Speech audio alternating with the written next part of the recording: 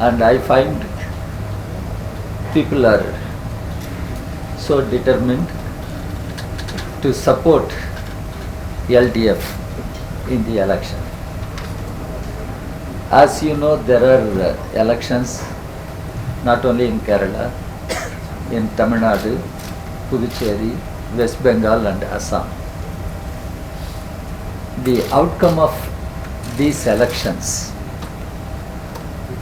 is going to have great impact on the national politics. That's why these elections have acquired a great national importance, because the outcome of these elections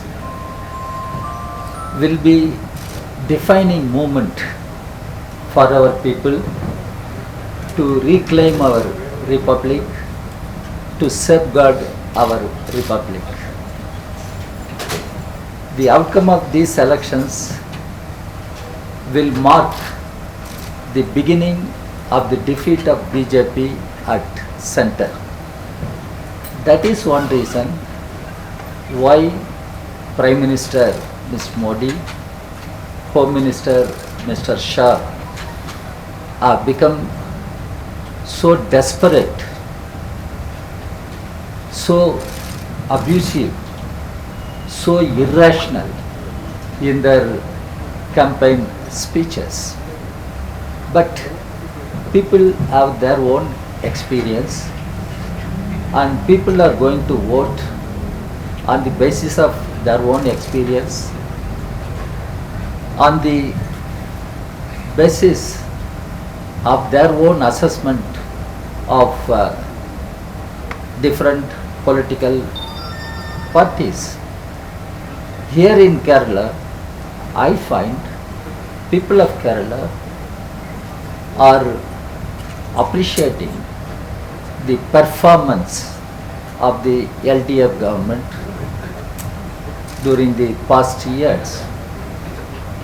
Whether it was a grim situation caused by floods and heavy rains, or it was a challenging situation caused by COVID-19, and it was a situation to create employment and adequate livelihood for the people of Kerala. The LDF has done remarkable job, and LDF is proud of claiming credit for its performance. People do recognize the performance of LDF under the leadership of Comrade Pinarayi Vijayan. So in these elections, I am confident on behalf of my party, the Communist Party of India. I share my understanding. I am confident that people of Kerala are going to vote in favor of LDF, and LDF will retain power. Other states, I don't want to take your time to speak on other states. What is going to happen in Tamil Nadu or West Bengal or Assam. But one thing is clear, BJP has become so desperate, and BJP is stooping to such a low level, and in order to create a situation communally vitiating the harmony of the people and hoodwink the people, that they are not going to succeed. This is what I thought I should tell about the elections. There are many national issues, and I can say how the Modi government has failed in performing or fulfilling its own promises. You all know Mr. Modi gave a promise every citizen will have 15 lakh rupees in his or in her account. Have you got anybody here? That promise, what happened to that promise? And Mr. Modi gave a promise of generating 2 crore jobs per year. What happened to that promise? Now it is statistically reported and proved that in the past 5 decades, India didn't have such a huge unemployment. Take any index, Human Development Index, Hunger Index, Happiness Index, India is placed at a very low level behind many adjacent neighboring countries. What is there for BJP to claim it has fulfilled its promises? But they are doing one thing, that is to destroy Indian state, which has to be a secular state, which has to be a welfare state. The constitution makes it very clear. Dr. Ambedkar and galaxy of leaders have made it clear that Indian state should remain as a secular state. Indian state should remain as a welfare state. But BJP, RSS combined has been debasing all the fundamental tenets, values of our secular state. They want to replace the present state with a theocratic state. That is what one should take note, how the secular democratic fabric of our constitution, of our state is being threatened by BJP, RSS combined. On the other hand, the constitution makes it clear the wealth shall not be concentrated in the hands of a few, and it is the task, duty of the state to ensure means of livelihood for all our citizens, men and women. But Mr. Modi government has started selling off natural resources, selling off all public sector undertakings, and Mr. Modi talks about wealth creation and wealth creators. Who are the wealth creators? I would like to ask Ms. Modi, if not the farmers, if not the workers, if not the agricultural workers, if not the office going employees, who are the wealth creators? But Modi thinks only Adanis, Ambanis are the wealth creators, and they must be given all protection, hand over all the public sector undertakings to Adani, Ambani and all corporate houses. And the farmers are agitating for months around Delhi, and farmers are agitating and demanding the withdrawal of 3 agricultural laws. But Mr. Modi has no time to speak to the farmers and understand their concerns. But the farmers are agitating, and the Modi government has brought anti-worker laws in the parliament. Workers are agitating.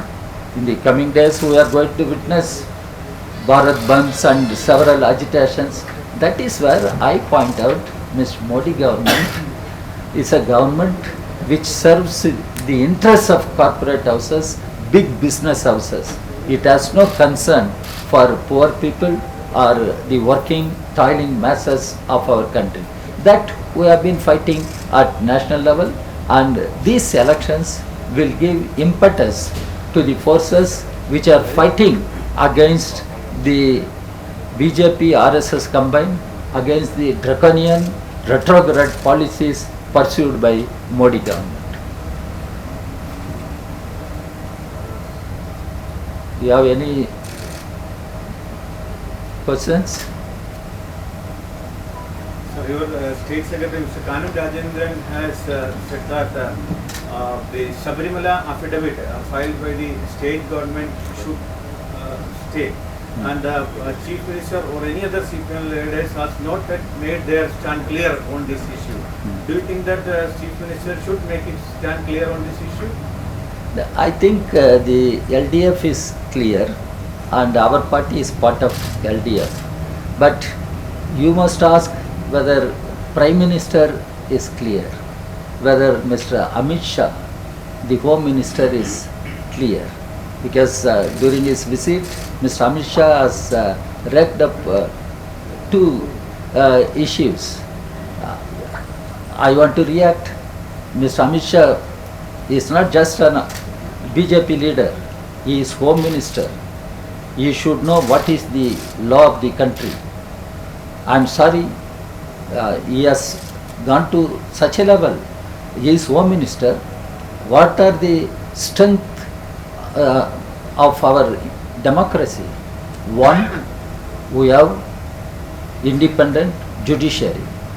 Two, we have independent, neutral election commission which has mandate to conduct free and fair elections. The third one, rule of law. Rule of law. These are the fundamentals of Indian democracy. I am asking whether Mr. Shah understands this, acts in accordance to this fundamental principle. And Sabarimala issue has gone to Apex Court, the Supreme Court of India. That Supreme Court, having taken all factors into consideration, has referred to a larger bench, 9-member bench, and we should wait for the verdict of Supreme Court, and we cannot prejudge what Supreme Court is going to say. And Mr. Amit Shah is not ready to respect the law of the land. He thinks he can speak anything. The question is whether we should retain the same affidavit filed with the LDF government or we should change it. Once the verdict is given, then the LDF will discuss, take position accordingly.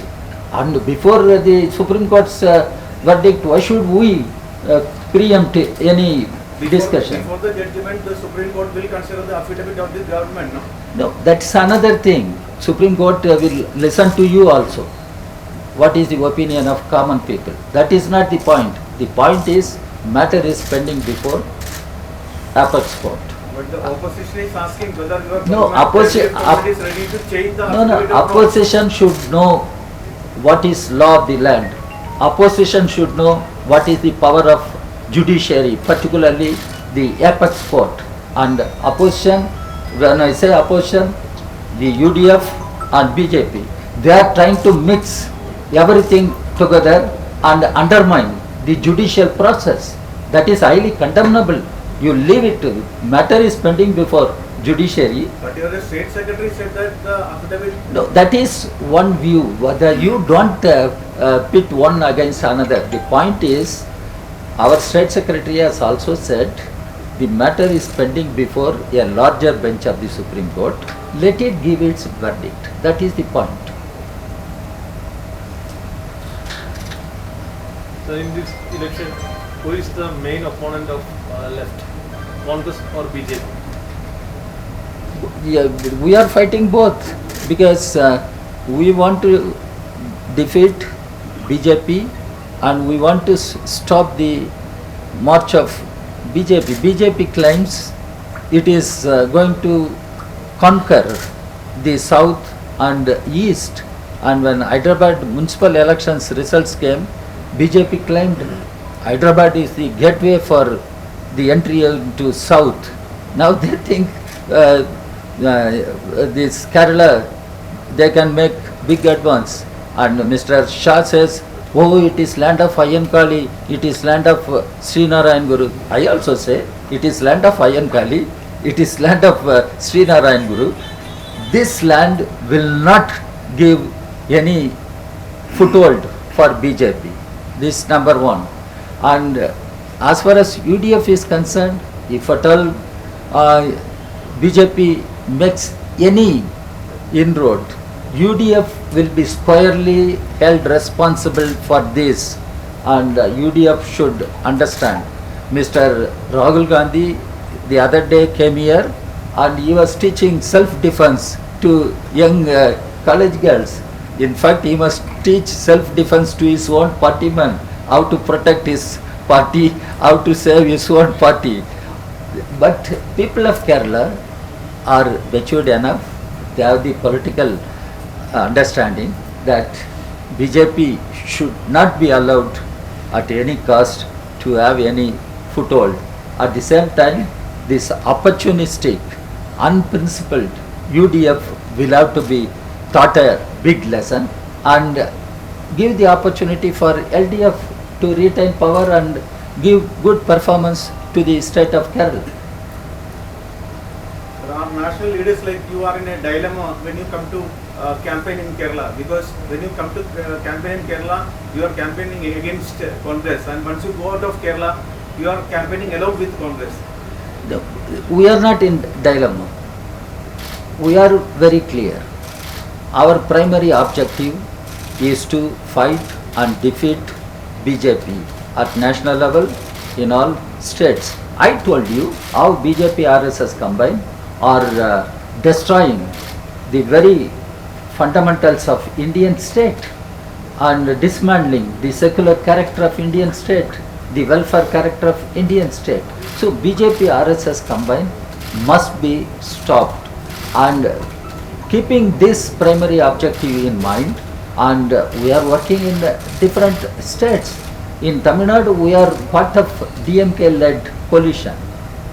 We are part of DMK-led coalition, and it has been made amply clear by DMK that alliance is a secular, democratic, progressive alliance, and there also BJP is trying hard and using all manipulations to have some hold there, but it is not going to happen. The same way we are fighting BJP in West Bengal, and Mr. Shah goes there and claims there will be 200 plus. Finally, how many zeros are going to remain with 2, we will have to see. And what I am saying, starting from Assam they talk about CAA, they will implement CAA. How they can implement CAA? And there is strong opposition in the country. So there are many things. As far as we are concerned, we are clear, and we are clear about our focus. The focus should be to defeat BJP and its allies. And here in Kerala, keeping the same objective in mind, we are fighting, and you should ask the UDF who is their enemy. You ask UDF. They must be held responsible for all happening in the state of Kerala. Just for clarification, one more question, sir.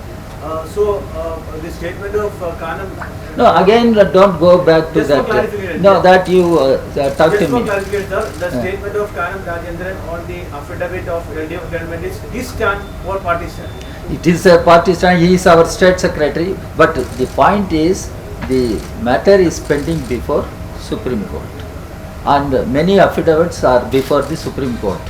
Many individuals' views are also before the Supreme Court, and it is for the Supreme Court to consider everything and come out with a verdict.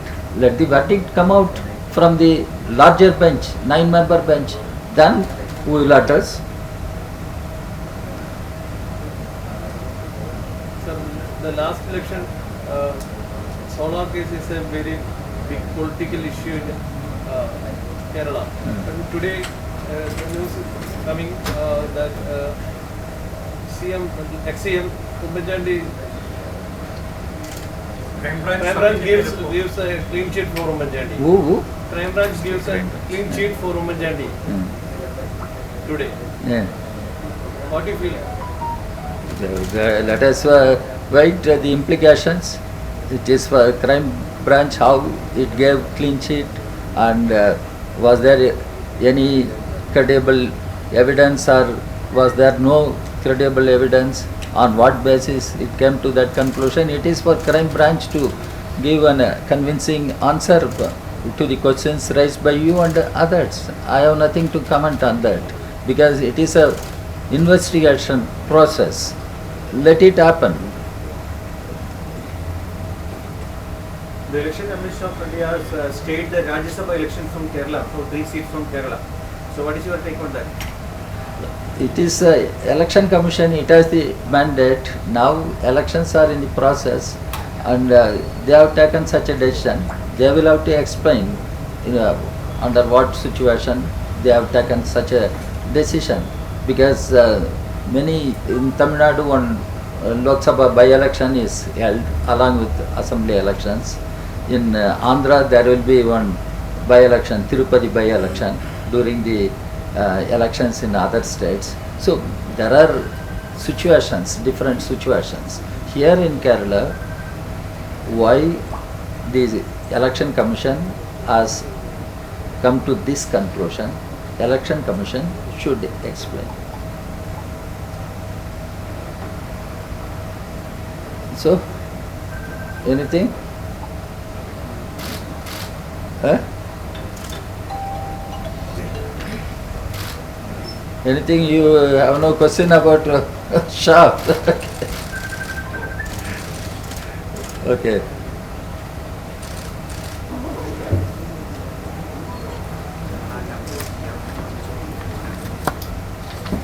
So is there anything? ചോദ്യമൊന്നുമില്ലേ? Sir, all channel exit poll results finding LDF government return back to power. Are you satisfied? Channel No, it is not question of my satisfaction. The surveys are done. I think the surveys must have some analysis and to put out this kind of outcome. That is what I understand. And irrespective of what surveys say, as political party which is part of LDF, we think the people will support LDF and they will give one more opportunity for LDF to retain power and give good performance to the people. Having chance of alliance with the CPI and the CPM in the recent situations. Alliance with the CPM. Merger. Merger, yes, merger with the CPM. Oh, sure. This is a larger question. It is a very larger question. But we are working together. We are working together. And we try to strengthen the unity between our two parties. And after these elections, we will discuss what is our future course, what should be the strategy and tactics for the entire left to address the challenges of new situation. We are in a new situation, a challenging situation, and left will have to revamp itself and regenerate itself to fight the communal fascist forces and to save constitution and to save the nation. That's how we look at it, and we think the left forces, particularly CPI, CPM, will work together. In Kerala, we are working together. We are part of LDF. Do you think women got more representation in this election? No, it is a very larger question. It does not confine to Kerala only. It confines to all states across the country, because the women needs better representation in policy making bodies, in assemblies as well as in parliament. That's why there is an ongoing struggle and there is a demand that women should be given 33% reservation. When the bill was passed in Rajya Sabha, I was in Rajya Sabha, and the debate continued for such a long time. Rajya Sabha passed the women reservation bill, but it could not go to Lok Sabha. And now even BJP government, it claims it has huge number, and with that huge majority Why they are not addressing that question? One must ask BJP government. Yeah, the bill was passed by Rajya Sabha, but it could not go to Lok Sabha. By that time, change of government took place. Now BJP has a large number. They have the majority in Lok Sabha. Why can't they take up that bill?